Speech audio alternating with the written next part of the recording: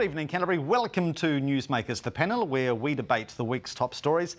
It's a pleasure to introduce from Motivationz Sports Academy, Marg and the chairman of the Central City Business Association, Antony Gough. Thank you very much for joining us. It has been a very colourful week in politics with the Prime Minister's statement to Parliament signalling some major reforms are on the horizon. We will start with tax reform, and of course we are facing the prospect of GST going up and hopefully income taxes coming down. Is it something that finds favour with you, Mr Gough? I think it's wonderful. I think it encourages the workers and discourages those that don't go out and work. Right thing to do. I think it spreads it evenly. You get your big companies that can get away with fiddling around with other taxes, but GST's across the board, you collect it evenly. I think it's a good idea. And yes, we need to drop our taxes back so we're more in unison to the rest of the world. Margie, are you concerned by the prospect of GST going up 15%? No, I kind of, as long as I can buy my loaf of bread and cup of tea and milk and everything, you know, I don't really have a problem with it, as long as it's ensuring that, you know, New Zealand, that we're all working together. And if it's across the board, then obviously everyone gets affected by it, but in a positive way.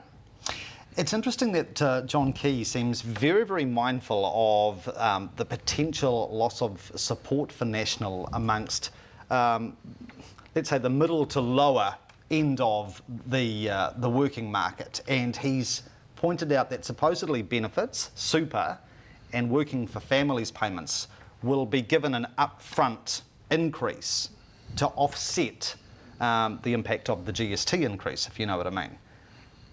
Whether that actually is delivered adequately is going to be a big test, isn't it, for John Key?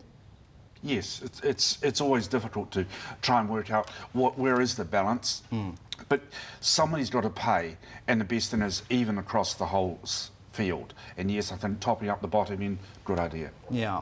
The fact that there does seem to be a bit of a U-turn on the part of John Key and Bill English as to whether GST should be increased or not.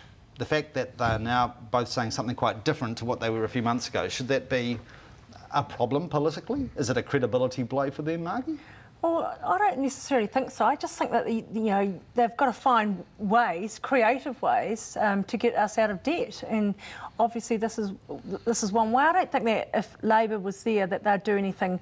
Like, they're always going to be the devil's advocate when it comes to, you know, putting their 50 cents worth in about it. So, you know, I don't think that they would have done anything different. I mean, what are they saying? What would they have done?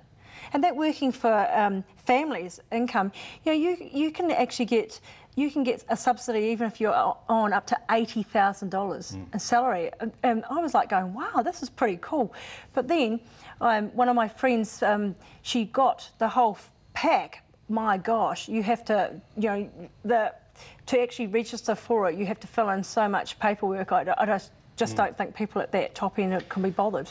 If you are bothered with the paperwork, as long as you keep breeding, you're in the money, aren't you, essentially? I mean, take your 80,000 income example. If you're on 80K, I think if you've got 3 or 4 kiddies, you will get quite a nice little working for families payment. Does that whole working for families middle class welfare program, as it's called, does it need reviewing? No, but it's got questionable motives, because I think you're right. It encourages breeding by people perhaps who shouldn't be breeding 10 children. And you do get a bit of that. You certainly do. You get your teenagers that leave school and think, quick, easy money, let's turn around and get myself on the DPB.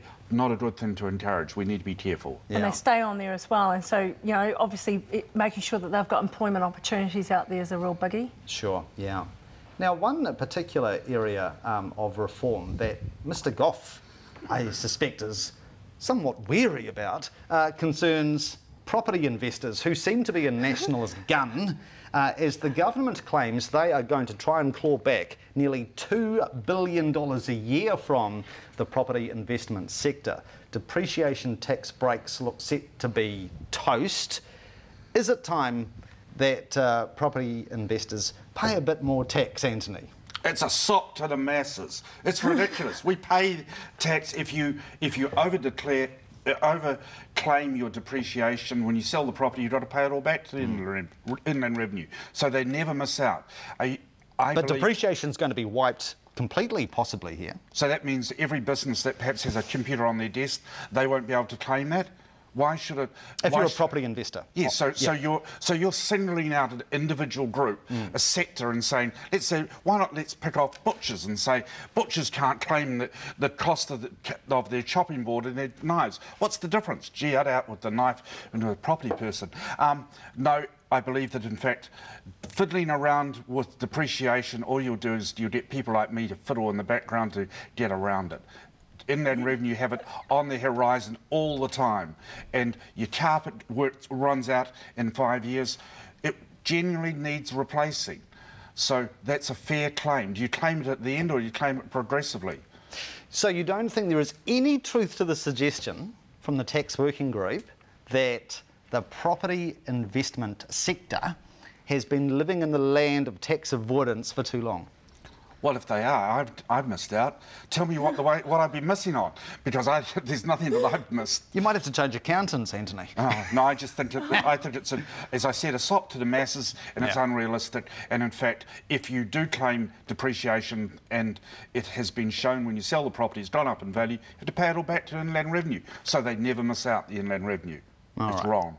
Obviously, housing, in terms of avoiding big blowouts in the price of housing, is part and parcel of this proposal as well, you know, so that it is more affordable and we don't have housing bubbles when it comes to price volatility.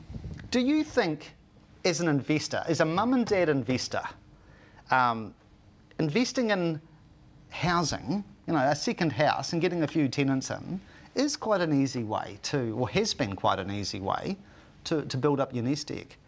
Well, I wouldn't necessarily say it's easy, because when you own something, you've actually got to look after it and care for it, and you know you can have tenant issues as well.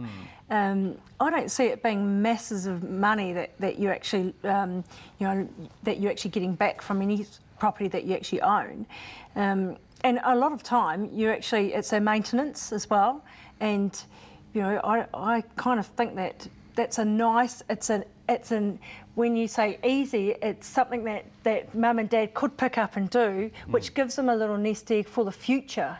So, you know, rather than going on the stock market, or, which I would probably have the same understanding as. Right, okay. Well, I'll tell you what, in a moment we'll change tack and have a look at some local issues, including Facebook abuse. This has been a biggie in Christchurch in the last week or so. And also Robin Brooks' made-for-television apology. That's coming up. Do stay with us.